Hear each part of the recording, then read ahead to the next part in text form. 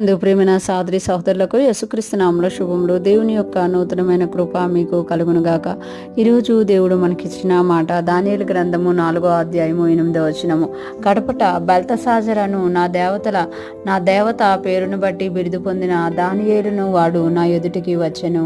పరిశుద్ధ దేవతల ఆత్మ అతని యందుండెను, కావున నేను అతనికి నా కలను చెప్పి తిని.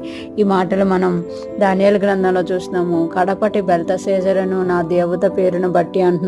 ఇక్కడ మనం చూసుకుంటే 4వ అధ్యాయంలో ఎప్పుడైతే నెబుకద్నెజరు ఒక కళ కన్నారో ఆ కళను తెలియచేయడానికి అంతమందిని పిలిచారంట. అతని దగ్గర ఉన్న శాస్త్రజ్ఞుల్ని, మంత్రజ్ఞుల్ని, కర్ణపిశాచం గల వారిని, గారడీ విద్య గల వారిని, జ్యోతిష్కులను అందరినీ పిలిస్తే వాళ్ళెవ్వరూ చెప్పలేకపోయారట. కడపటకు అని అంటే అందరి తర్వాత బెల్తషాజరును నా దేవత పేరును బట్టి బిరుదు పొందిన దానియేలను వాడు.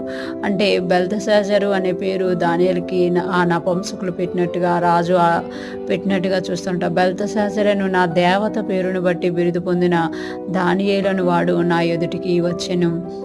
అంటే అందరినీ అడిగిండు నెబుకద్నెజరు రాజుకు వచ్చిన కళని. కానీ ఆ కళకి ఎవ్వరూ భావం చెప్పకపోతే దానియేలును పిలిచారంట. దానియేలు పరిశుద్ధ దేవతల ఆత్మ అతని యందుండెను. దానియేలు పైన ఏ ఆత్మ ఉందంట?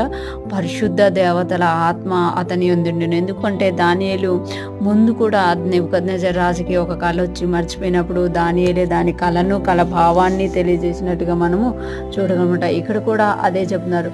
దానియేలును వాడు నా ఎదుటికి వచ్చెను, పరిశుద్ధ దేవతల ఆత్మ అతని యందు ఉండెను, కావున నేను అతనికి నా కళను చెప్పి తిని. నాకు ఎప్పుడైతే కళ వచ్చిందో నేను ఆ కళని అతనికి చెప్పాను. అతడు ఆ కళని ఏం చేశాడు అని అంటే దానికి భావం చెప్పారు అని ఇక్కడ నెబుకద్నెజరు రాజు రాయించుకుంటున్నట్టుగా మనము చూడగలమాట. ఇక్కడ మనం చూస్తే కళ రావడమే కాదు, ఆ కళకి ఎంతమందిని అడిగినా జవాబు రాకపోయినప్పుడు దానియేలు అతని దగ్గరికి వచ్చాడు. దానియేలు మీద దేవుని ఆత్మ ఉంది, పరిశుద్ధ దేవతల ఆత్మ అతని మీద ఉంది అని ఇక్కడ నెబుకద్నెజరు రాజే ఒప్పుకుంటున్నాడు అనమాట. అతనికి ఆ కళ చెప్పినప్పుడు ఆ కళకి భావం చెప్పినట్టుగా మనం కింద వచనాల్లో చూడగలం అనమాట. ఈరోజు ఫ్రెష్ మన వింటున్న ప్రతి ఒక్కరు జ్ఞాపకం చేసుకోవాలి.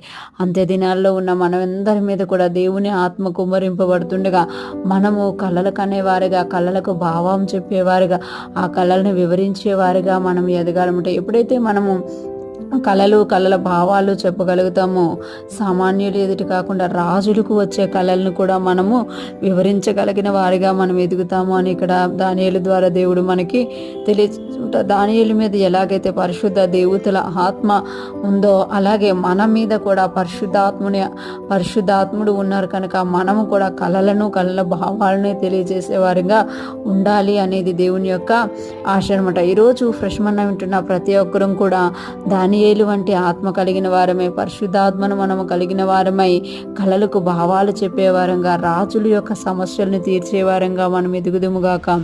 దేవుని మహిమకరముగాను అనేక మందికి ఆశీర్వాదకరంగాను మనము ముందుముగాక.